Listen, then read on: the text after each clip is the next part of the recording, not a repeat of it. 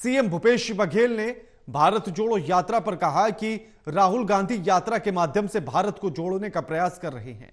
इसके बाद हिमाचल प्रदेश विधानसभा चुनाव पर पार्टी काम करेगी। महंगाई पर बीजेपी महिला मोर्चा के प्रदेश व्यापी आंदोलन पर सीएम भूपेश बघेल ने केंद्र की बीजेपी सरकार को जिम्मेदार ठहराया। अध्यक्ष पद पर भी बोले सीएम बघेल। उन्होंने कहा कि बिना किसी नामांकन के कैसे अध्यक्ष चुन लिया गया।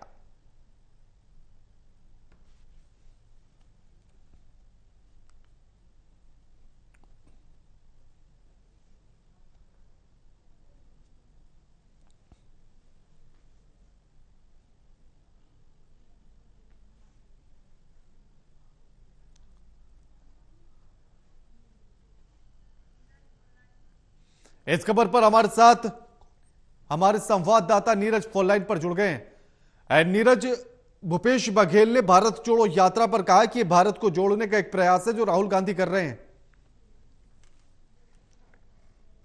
कि इन दिनों राहुल गांधी भारत जोड़ो यात्रा पर निकले हुए हैं और लगातार छत्तीसगढ़ के मुख्यमंत्री भूपेश बघेल इस भारत जोड़ो यात्रा में शामिल हो रहे हैं। आज जब उन्होंने पत्रकारों से रायपुर में चर्चा की तो भारत जोड़ो यात्रा पर कहा कि राहुल गांधी भारत जोड़ो यात्रा के माध्यम से जो एक तरह की लहर भाजपा की तरफ से फैलाई जा रही है पूरे देश में, उसके हट करके पूरे देश को एक माले पर पिरोने का काम राहुल गांधी कर रहे हैं। इसके बाद आने वाले दिनों में जो हिमाचल प्रदेश में विधानसभा के चुनाव होने हैं, उस पर कांग्रेस पार्टी फोकस करेगी। इसके अलावा मैं बता दूं आपको, जब बातचीत में उन्होंने कहा आने वाले 3 नवंबर को छत्तीसगढ़ में जो भाजपा की महिला मोर्चा है वो महंगाई पर एक बड़ा आंदोलन करने जा रही है।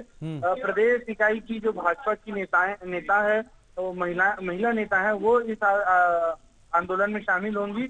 इस पर भूपेश बघेल ने कहा कि स्मृति ईरानी को भी भाजपा को छत्तीसगढ़ बुलाया जाना चाहिए, हेमा मालिनी को भी छत्तीसगढ़ बुलाया जाना चाहिए आंदोलन के लिए।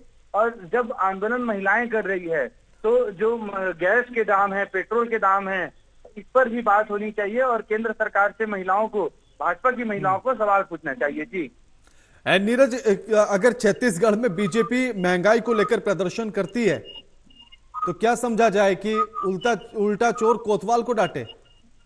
बिल्कुल, जिस तरह से अभी पिछले कई दिनों से ये कहा जा सकता है दूसरा आंदोलन है छत्तीसगढ़ में भाजपा का बड़ा। इसके पहले भाजपा के युवा मोर्चा ने आंदोलन किया था और वो आंदोलन बेरोजगारी पर था।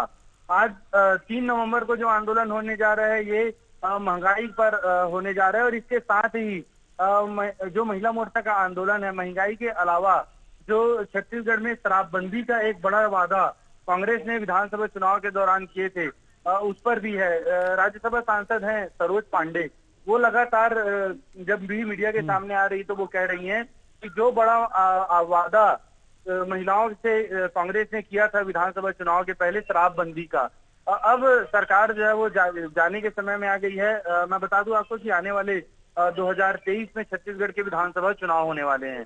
तो सरोज पांडे का यही कहना है कि जब अब चुनाव के दिन वापस आ रहे हैं तो कांग्रेस फिर से जो वादे थे उसको एक बार फिर से उठाने का प्रयास कर रही है, लेकिन जो बड़ा वादा शराबबंदी का उन्होंने किया था उस पर कोई अमल अभी तक नहीं किया है। इसके लिए राज्य सरकार ने एक कमेटी बनाई है, कांग्रेस की सरकार ने।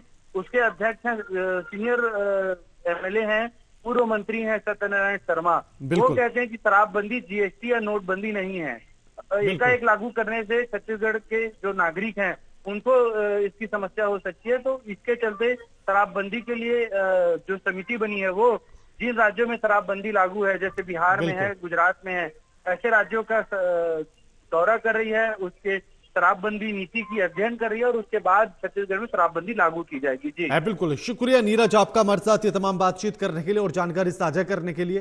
साथ ही आपको बता दें कि भूपेश बघेल ने भारत जोड़ो यात्रा को भारत जोड़ने का एक प्रयास बताया जो राहुल गांधी कर रहे हैं। साथ ही उन्होंने कांग्रेस में अध्यक्ष चुनाव को लेकर भी कहा है और हिमाचल प्रदेश के विधानसभा चुनाव को लेकर भी क्या कुछ उन्होंने कहा वो आपको सुनवाते हैं। अब कांग्रेस में चुनाव चल रहा है, कांग्रेस संगठन में चुनाव चल रहा है, नामांकन 30 तारीख तक होना है। कौन कौन मैदान में रहेंगे नहीं रहेंगे वो स्पष्ट हो जाएगा 30 तारीख तक के। लेकिन भारतीय जनता पार्टी के लोग बताएं कि उनके अध्यक्ष चुनाव कैसे हो गया। कोई नामांकन नहीं, कोई प्रत्याशी नहीं, कोई दावेदार नहीं, कोई हलचल नहीं, कोई चर्चा नहीं, और अध्यक्ष बन गए। 2 आदमी ने बना दिया, उसके बारे में भी बोलना चाहिए।